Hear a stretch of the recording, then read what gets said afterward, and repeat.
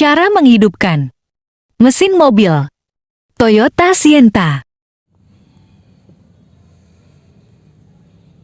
Tuas transmisi pada posisi P.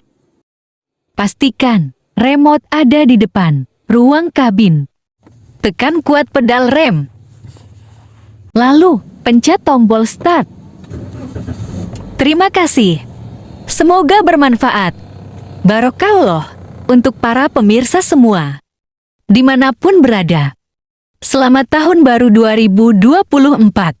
Semoga kita semua mendapatkan keselamatan, kesuksesan, keberuntungan, dan keberkahan. Amin.